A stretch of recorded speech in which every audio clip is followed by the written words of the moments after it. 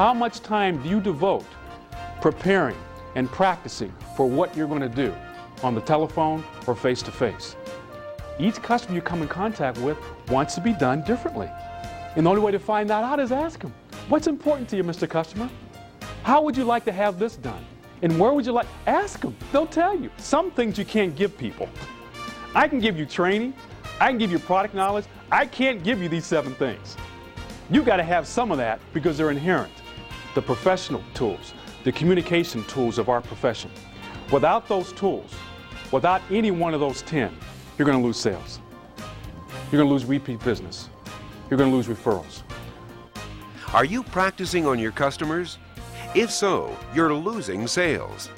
Marvin Montgomery, author of Practice Makes Perfect, has personally trained thousands of America's most productive salespeople. He's earned widespread national recognition and praise for his highly interactive, practice-oriented approach. You'll learn the same techniques Marvin has used to help hundreds of companies meet or exceed their sales goals. After listening to Marvin, you'll never again use outdated selling methods of trial and error or learn by doing. So get ready. You're about to be Marvinized.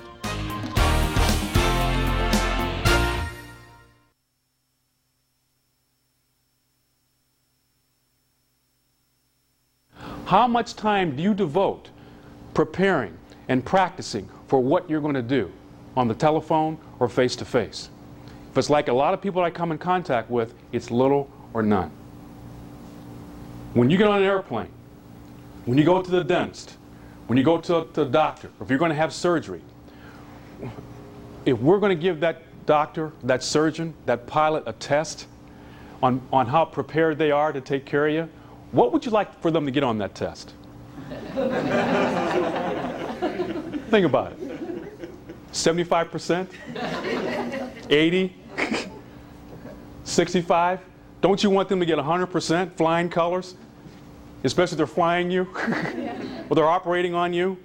Now, if I gave you a test at the end on these 4 areas that I'm going to be talking about here today, would you get 100% on it? And if I brought you back in 6 months later for a refresher to get those credit hours, could you again get 100% on it? We need to be at the top of what we do all the time, 100% of the time. Not 65, not 55, not 85, but 100%. And if you think about it, you're only going to get there through preparation and practice.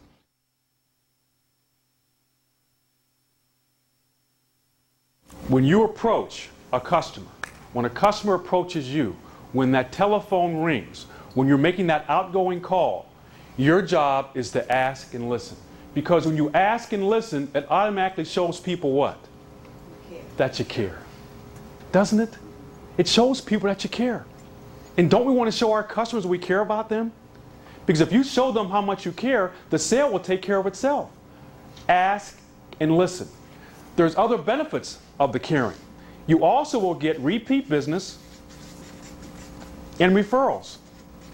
That means once they know you care, they're going to come back to you. Then they're going to tell other people about you. Show people that you care. Move from this side to that side. Let's go back to those behaviors. This is a tough behavior to break, though. Because if you're in the habit of taking a deep breath and then explaining to me why you're here with me today, it's not going to work. Because now when you open up your mouth here, you're hoping what? Something you say hits the mark. When I open up my mouth and start talking over here, I'm doing what? I'm focusing in on your needs. How can I focus in on your needs? I've asked you. You go to the doctor's office. As soon as you walk in, the doctor sees you. He looks at you, gets a prescription pad and starts writing some things out, puts it in your hand.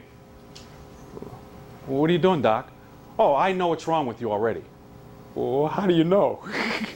You didn't do an exam. You didn't take any blood work. You didn't take my blood pressure. You didn't even listen to my pulse, my heart. How do you know? Oh, we know now. We've done this so many times.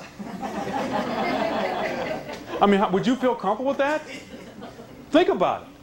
So why would we do that and take that approach with our customers?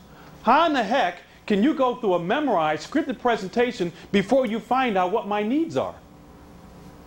See, the other thing that will happen if you stay on this side, it will save you time. Think about it.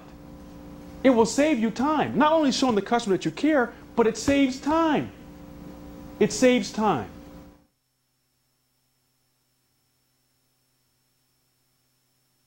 And the third area are those qualities. And if I was going to hire someone to be a salesperson, I would assess to see if they had these qualities. Because, see, some things you can't give people. I can give you training. I can give you product knowledge. I can't give you these 7 things. You've got to have some of that because they're inherent. Either you have them or you don't. Either you've embellished on them, either you brought those out or you don't. Because this is what customers are looking for when you're sitting in front of them or on the phone with them. And the first quality goes back to our definition. And I like to mention this one first because it's extremely important that we understand what I mean by listening. Because it's not just listening, but it's listening actively. And that's number 1 under those qualities. Actively listening. And there's a difference between listening and actively listening. And the reason why I say that is we all have what's called spare thinking time, which means we can think a great deal faster than what people are in front of us are speaking. And you all are using it right now. You know, some of you have already left me, but you've come back. You know, some of you have left, but still haven't come back yet. Now you're back. You're back. You're back now. Everybody's back now. But don't we have the capacity to do that? Ever sit in front of a client and drift off long enough to know that you didn't listen to what he just finished saying?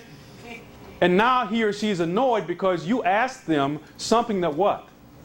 They've already told you. And you've already displayed to them that, well, maybe what I'm saying is not important then, if you're not paying attention to me. So we have to do some things to force ourselves, in a lot of cases, to actively listen to what the customer is saying.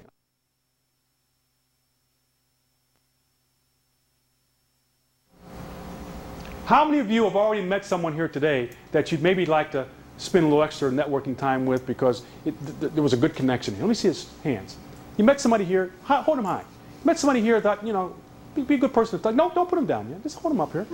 Okay, just keep him up now. Now, how many of you set up a time to meet with this person? You know why the hands went down?